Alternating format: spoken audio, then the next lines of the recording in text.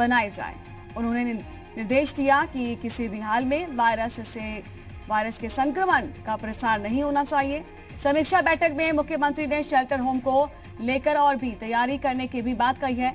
CM ने कहा कि प्रदेश में ज्यादा से ज्यादा शेल्टर होम की व्यवस्था हो, जिससे एक साथ 5 से 10 लाख संक्रमित लोगों को क्वारंटीन भी करने की परेशानी न उठानी पड़े। वहीं पर टीम 11 की बैठक में कोरोना वॉरियर्स के लिए पीपीई किट्स और N95 मास्क उपलब्ध कराए जाने की भी चर्चा हुई है। और इस खबर पर ज्यादा जानकारी देने के लिए लखनऊ से मयंक हमारे साथ जुड़ चुके हैं। मयंक, बैठक हुई, बैठक में और क्या कुछ इसके अलावा खास रहा, जरा बताएं।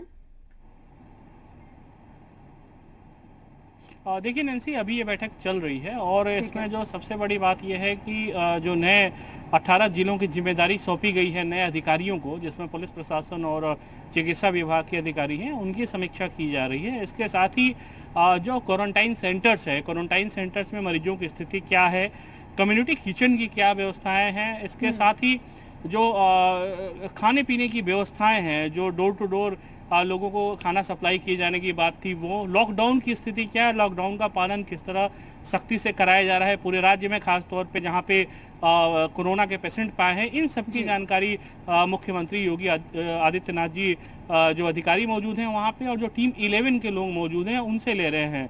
इस बैठक में जो मुख्य सचिव हैं आर.के. तिवारी वो मौजूद हैं, डीजीपी हितेश अवस्थी और एसीएस भी इस बैठक में मौजूद हैं और लगातार जो बैठक का दौर है वो जारी है अभी। कुल मिला के जो ये बैठक है काफी अहम मानी जा रही है, क्योंकि सीएम हर रोज समीक्षा करते हैं जो राज्य में काम चल रहे हैं कोरोना को लेके, जो तमाम विभाग इस कार्य में जुटे हुए हैं, कोरोना के खिलाफ जंग में जुटे हुए हैं, उनसे फीडबैक लेते हैं और आगे क्या करना है इस पे आगे की जो रणनीति होती है वो तय की जाती है। तो कुल मिला के बैठक में क्या कुछ रहा है फाइनली, अभी जो बातें चल रही हैं वो यही है कि जिन जिन मुद्दों पे चर्चा की आपसे अभी उन पे बातचीत चल रही है और कुछ देर बाद स्थिति साफ हो जाएगी कि मुख्यमंत्री ने आगे जो दिशा निर्देश हैं वो किस तरह के दिए हैं और किस तरह स्थितियों को आगे और काबू किया जाना है। क्योंकि जो कुछ जिले हैं प्रदेश के वो सरकार के लिए थोड़ी सी चुनौती है, जहां पे कोरोना के पेशेंट लगातार बढ़े हैं और यही वजह है कि वहां पे अधिकारियों की नई टीम भी उतारी गई है और उन अधिकारियों से अब फीडबैक लिया जा रहा है कि वहां पे स्थिति को और किस तरह से बेहतर किया जा सकता है, किस तरह से जो चुनौतियां हैं उन पे काबू पाई जा सकती है।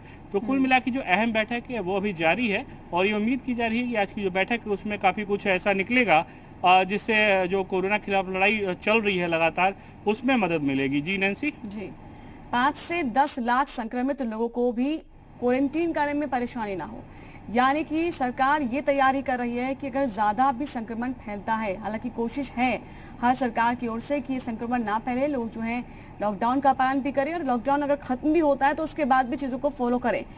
अगर उसके बाद भी स्थिति बढ़ती है तो ये एक संदेश समझें कि उनका कहना है कि अगर क्वारंटीन की व्यवस्था बड़े लेवल पे हो जाए, अगर संक्रमण फैलता भी है, लोगों को पहुंचाना है वहां पर, तो उसकी व्यवस्था हो जानी चाहिए।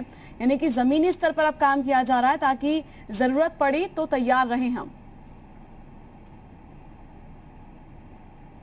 देखिए नैन्सी, देश के लगभग सभी राज्यों में कोरोना का प्रभाव है और जो सबसे ठोस और जो सकारात्मक कदम अब तक उठाए गए हैं उनमें योगी आदित्यनाथ जी जो यूपी के सीएम हैं उनका नाम टॉप पे चल रहा है। उसके पीछे वजह भी है, जिस तरह की सख्ती उन्होंने यहाँ पे दिखाई है, जिस तरह सरकारी अमले का उन्होंने इस्तेमाल किया है खास तौर पे कोरोना की लड़ाई खिलाफ। आप देखिए किस तरह से जो एक खास तौर पे हम तबलीगी जमात की बात करें, वहाँ से निकले लोगों ने जब कोरोना का संक्रमण फैलाना शुरू किया, लगातार मरीज जब नए नए सामने आए, कई तरह की चुनौतियां सरकार के सामने थी, बावजूद उसके बहुत कूल रह के सरकार ने बहुत ही पॉजिटिव काम किया। और जिस तरह की बात की जा रही है सरकार की तरफ से कि अगर लाखों की संख्या में भी अगर कोई संक्रमण होता है, अगर उसके लिए भी सरकार तैयार है, व्यवस्था बड़े स्तर पे की जा रही है, बहुत माइन्यूट लेवल पे ऑब्जर्वेशन किया जा रहा है, खासतौर पे सीएम के द्वारा और उनकी जो टीम 11 है उसके द्वारा जो कार्य किया जा रहा है, रोज उसकी मॉनिटरिंग हो जा रही है।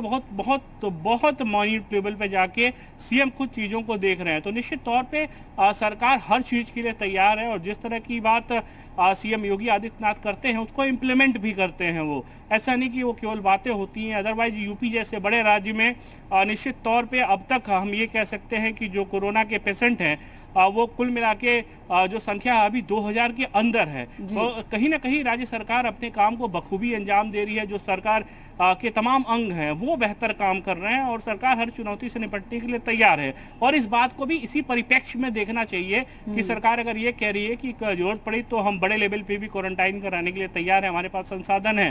तो कुल मिला के स्थितियां चुनौतीपूर्ण है, लेकिन इस चुनौती के बावजूद सरकार जो जज्बा दिखा रही है, ये कहा जा सकता है कि कोरोना की लड़ाई में जो तमाम विभाग हैं और खुद मुख्यमंत्री जिस तरह से नजर रख रहे हैं अपने विभागों पे और उनसे काम करा रहे हैं, वो एक राहत की बात है कि जब आपका मुखिया सही होता है तो निश्चित तौर पे डरने की जरूरत नहीं होती है। बस जरूरत यह है कि जो लोग हैं वो कम से कम सरकार के निर्देशों का पालन करें और जो पुलिस है वो लगातार कोशिश कर रही है लोगों से जो लॉकडाउन है उसका पालन कराने के लिए। नैन्सी, शुक्रिया आपका मयंक, ये जानकारी देने के लिए। नजर बनाए रखिएगा। आगे बढ़ेंगे। उत्तर प्रदेश में कोरोना संक्रमण रोकने के लिए सरकार ने एक और बड़ा फैसला किया है। अब प्रदेश में हर दिन 10,000 से अधिक कोरोना के टेस्ट किए जाएंगे। केजीएमयू के वाइस चांसलर के मुताबिक 44 नए लैब को कोरोना के जांच की मंजूरी मिलेगी, जिससे कि ज्यादा टेस्ट किए जा सकेंगे। उन्होंने कहा कि फिलहाल हर दिन 2 से 5,000 के बीच ही कोरोना के टेस्ट हो रहे हैं, लेकिन नए लैब को मंजूरी मिलने के बाद टेस्टिंग का ये आंकड़ा 10,000 के पार पहुंच जाएगा।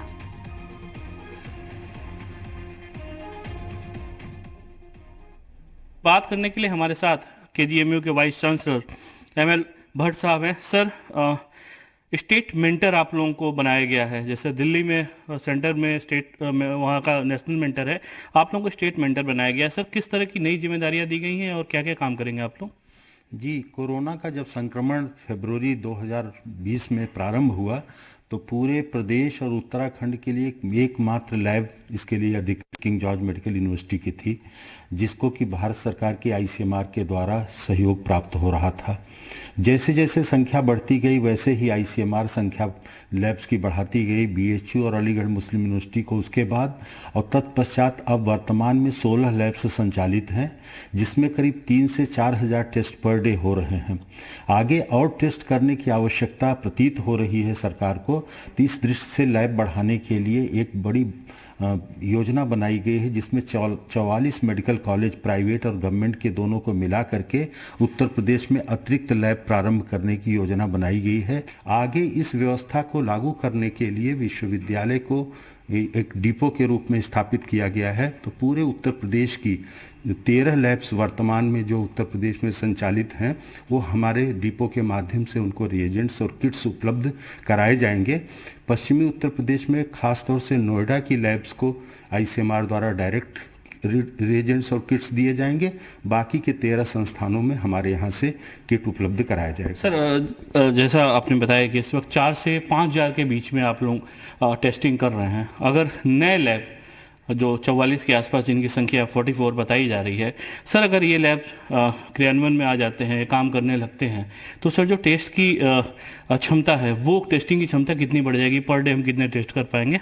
अभी जो सरकार की योजना ऐसे प्रतीत होती है, ऐसा कोई लिखित में आदेश नहीं है, लेकिन मौखिक में जो हम लोगों को संभावना बताई गई है कि प्रतिदिन लगभग 10,000 टेस्ट करने का अभी निकट भविष्य में योजना है। आगे ये एपिडेमिक क्या स्वरूप लेगा उस पर यह सब कार्य योजना डिपेंड करेगी, लेकिन उस दृष्टि से एक महत्वपूर्ण कदम भी उत्तर प्रदेश सरकार ने और उठाया है कि कोबास की एक हाई थ्रूपुट मशीन होती है, वो 2 मशीनें उत्तर प्रदेश सरकार ने खरीद ली हैं, एक केजीएमयू के लिए और एक एसजीपीजीआई के लिए। इस मशीन की एक मशीन की क्षमता प्रतिदिन 1200 टेस्ट करने की है।